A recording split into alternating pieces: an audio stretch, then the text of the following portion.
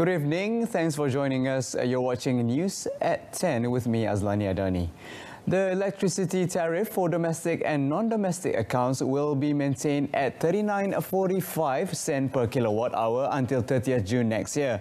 Energy and Natural Resources Minister Dato Dr. Shamsul Anwar Nasara said the government had agreed to give a 2 cent per kilowatt hour rebate to all domestic and industrial electricity users for 6 months. The minister said this step was taken following the government's decision to extend TNB's second regulatory period under the Incentive-Based Regulations IBR mechanism until 31st December 2021. He said with the rebate, 7.5 million domestic users will see a reduction of between 3.6% and 9.2% in their electricity bills, while commercial users would experience between 4% and 5.2% reduction in their bills. Meanwhile, industry users will see a reduction of between 4.6% and 6.1%.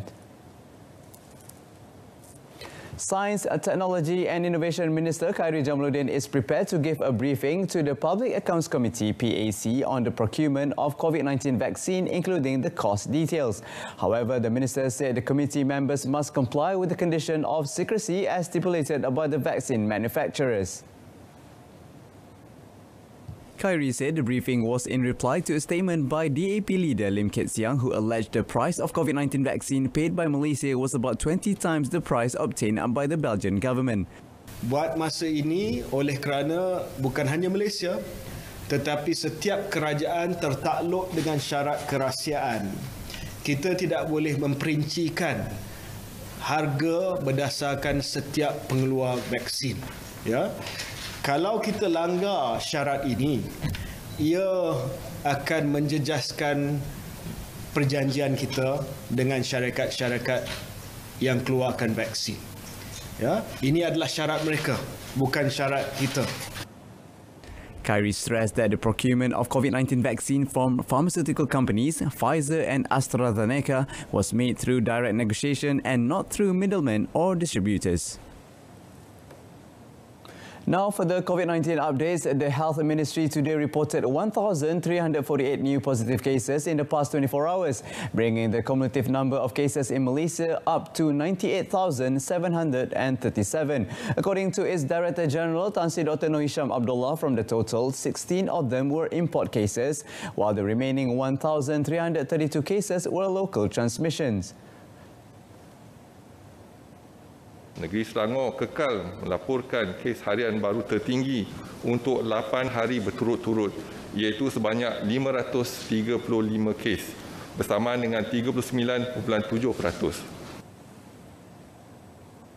There are currently 18,279 active cases. Meanwhile, 710 cases made a recovery today and were discharged, bringing the total number of recoveries up to 80,014, or 81% of the total cases.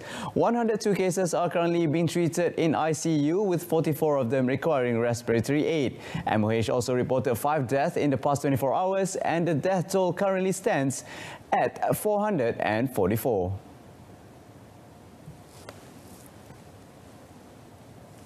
The Dewan Negara today passed the Supply Bill 2021, Budget 2021.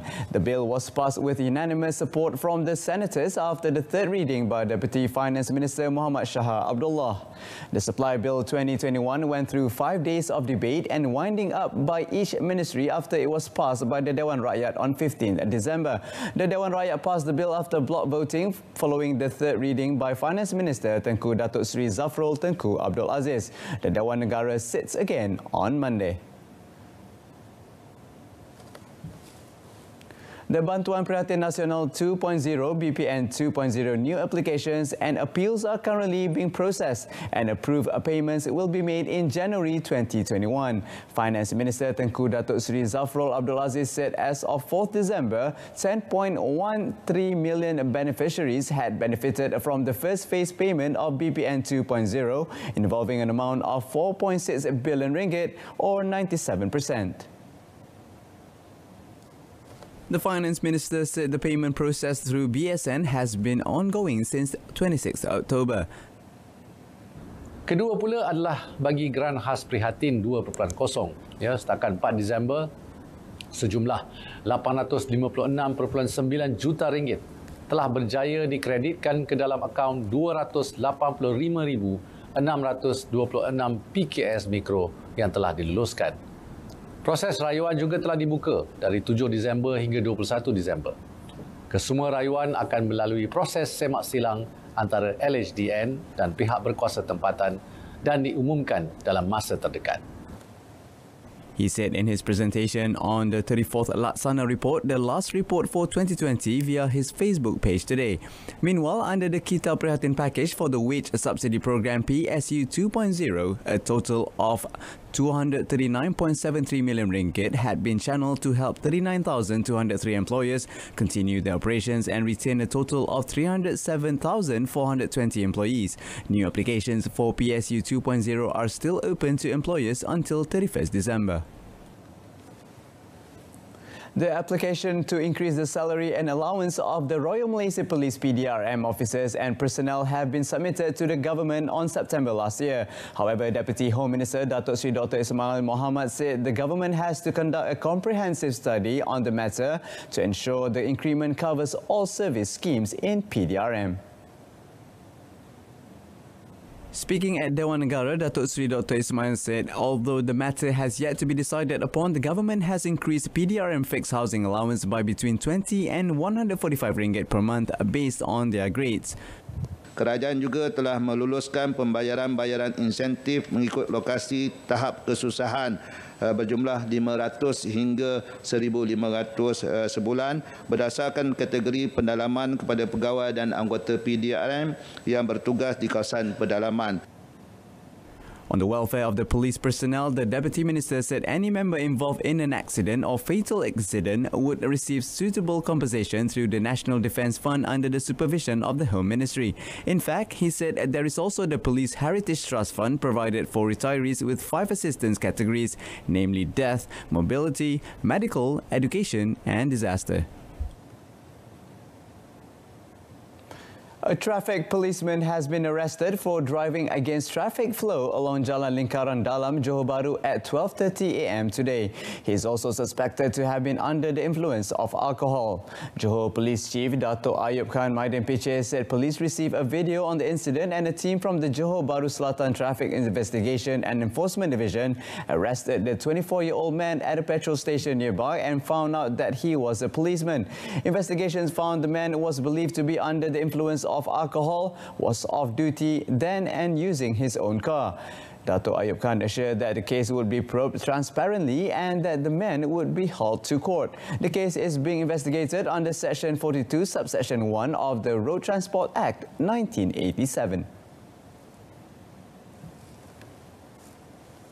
The Kuantan High Court today dismissed the application by 204 Musang King durian farmers in Raub for a judicial review against the land eviction notice issued to them by the state government. Judge Dato' Zainal Azman Abdulaziz made the decision at today's proceeding with only those involved allowed in the courtroom to comply with the physical distancing rule. Speaking to the media after the proceeding, lawyer Siu Chun Jun, representing all the plaintiffs, said the court gave 2 reasons for dismissing the application. The first being the fact that the farmers should not have applied for a judicial review, as the eviction notice issued by a land administrator is not something that could be reviewed in court. The court also found that the farmers were trespassers on the land, hence they do not have the locus standi to file the application for judicial review. Siu said the court also ordered the plaintiffs to pay costs of 10,000 ringgit to the Attorney General's chambers. The 204 Musang King durian farmers filed the application to obtain permission for a judicial review against a state government order for them to vacate their farms in various areas in Raub, including in Sungai Ruan, Sungai Chalit, Sungai Klau, measuring about 2,167 hectares. The application has named 6 respondents, namely Raub District Land Administrator, Pahang Forestry Director, State Authorities, Pahang State Government, Pahang State Agricultural Development Corporation PKPP and Royal Durian Resources PKPP, Sdn Bhd.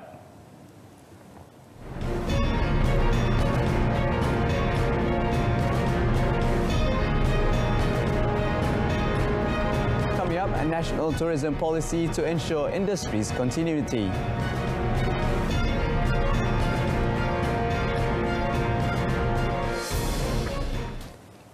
The expected increase in costs and additional terms and conditions for performing the Hajj pilgrimage following the impact of the COVID-19 pandemic is still under discussion with the Saudi Arabian government. According to Minister in the Prime Minister's Department of Religious Affairs, Dr. Zulkifli Muhammad Al-Bakri, details and updates on the matter will be announced January next year. Persoalan yang kita hadapi sekarang ni ialah masalahnya unjuran kos tersebut kita tidak dapat menentukan kerana kita belum ada lagi secara khusus simulasi masalah pergi balik haji, kapal terbang dan seumpamanya, tetapi insya-Allah kita akan berunding dalam masa yang terdekat untuk kita kirakan dan kita fahamkan kos-kos yang terkait dengan acara ibadat haji ini bermula daripada awal turun tangga rumah sampailah ke rumah, berapa kosting semua itu akan diperincikan insya-Allah. He added that any increment towards the cost will not be done abruptly.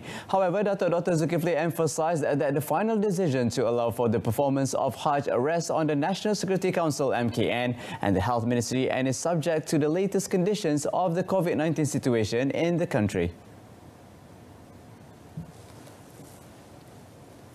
In a related development, tabung haji depositors who wish to appeal for Hajj are now able to do so via the THIJari application. This newest facility will ease the process of Hajj appeals without requiring the delivery of letters to tabung haji officers. Dr. Zulkifli said this initiative is in tandem with efforts to curb the spread of COVID-19. Rayuan ini kepada orang yang sudah memohon ibadat haji yang belum lagi dapat. Jadi dia selesailah. InsyaAllah hal-hal tersebut tabung haji akan beri satu kenyataan lah siapa yang berhak untuk merayu supaya senang boleh buat announcement yang secara khusus lah. Speaking at the officiation of Muzakarah Haji Peringkat Nasional ke-37, he added that all Hajj applicants can check their registrations appeal status, offers, flight schedules and many other services using the aforementioned application.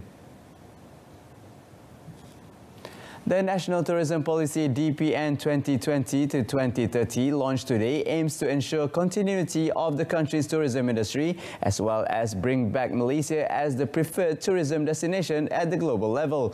Prime Minister Tan Sri Muhyiddin Yassin in launching the policy online said this would be achieved by strengthening competitiveness, encouraging sustainable and inclusive tourism sector development as well as planning for future disasters. The Premier said the policy would be implemented through 6 main strategic thrusts, namely transformation of governance, creating an inclusive tourism investment zone and intensifying digitization in the tourism sector. In addition, the core thrusts involve enriching tourist experience and satisfaction, strengthening commitment to sustainable tourism and increasing human capital capacity in all tourism subsectors. Pembangunan industri pelancongan yang berasaskan teknologi digital adalah penting untuk memastikan objektif dasar ini dapat dicapai. Tambahan pula, kemajuan teknologi juga dapat mengukuhkan jaringan antara industri serta membuka jalan bagi subsektor inovatif baru dalam industri pelancongan yang akan mewujudkan peluang perniagaan dan pekerjaan. Dengan ini, pelaburan pelancongan yang berpusatkan teknologi adalah digalakkan. Melalui DPN ini, Malaysia akan mewujudkan zon pelaburan untuk projek pelancongan atau Special Tourism Investment Zone bagi meningkatkan kerjasama awam swasta serta menarik lebih ramai pelabur tempatan dan antarabangsa. According to the Prime Minister, the country's tourism industry contributed 240.2 billion ringgit or 15.9% to the GDP, involving 3.6 million workers in 2019. However, the COVID-19 pandemic had affected economic activities related to the tourism industry this year, with an estimated total loss exceeding 100 billion ringgit. Perak Menteri Besar Datuk Sarwani Muhammad earlier today announced a list of 10 appointed state excos. Meanwhile, he himself will hold the portfolio of Islam, financing, security, land, natural resources, economic planning and GLC. Datuk Sarwani insisted that the lineup was not a cabinet reshuffle, explaining that it was a new lineup under the administration of the new Menteri Besar. Ia tak timbul masalah menukar ataupun merombak. Ini kabinet baru dengan Menteri Besar baru dan ada seorang exco baru. Jadi sebagai Menteri Besar yang baru, saya menubuhkan tim baru. Tim baru ini seperti mana yang saya persembahkan tadi. Jadi jangan ada masalah faham seolah ada berlaku rombakan. Tak ada rombakan. Speaking at an event in Bangunan Darul Rizwan Ipoh, Datuk Sarwani also announced the appointment of Adun Alupongsu, Datuk Syam Ahmad Sahat as the Political Secretary and Adun Pengkalan Baru, Datuk Abdul Manaf Hashim as the Special Advisor to the Menteri Besar, rank Exco. The early return of Johor Darul Takzim JDT football star Muhammad Safawi Rashid after being on loan to Portuguese professional club Portimonense SC should be viewed positively. According to national squad boss Tan Cheng Ho, he personally feels that the move will be to the 23-year-old winger's advantage, especially in terms of his performance and development. Despite only being on Portuguese soil for 3 months, Cheng Ho is optimistic that Safawi's playing style will have improved after gaining valuable experience in a team that competes in Europe's top leagues. Furthermore, Cheng Ho believes the experience can also boost Safawi's confidence, and this could be shared with his teammates at the club or the national team. Since moving to Portimonense SC last October, Safawi has yet to make his debut in the Premier Liga and had only appeared on the Paulo Sergio reserve bench. He made his debut with the Portuguese under-23 side Portimonense SC, which however ended in a 1-3 defeat to Sporting Lisbon in the under-23 Portuguese league competition last October. Nevertheless, Cheng Ho insisted that the situation will not break the spirit of the Terengganu-born player, who is known for his never-give-up attitude and mental toughness. Concludes this evening's news at 10. In our top story, electricity tariff rates remain unchanged for next year. Join us again at 12:30 tomorrow afternoon. I'm Azlan Yadani. Stay tuned to saluran Berita RTM and have a pleasant evening.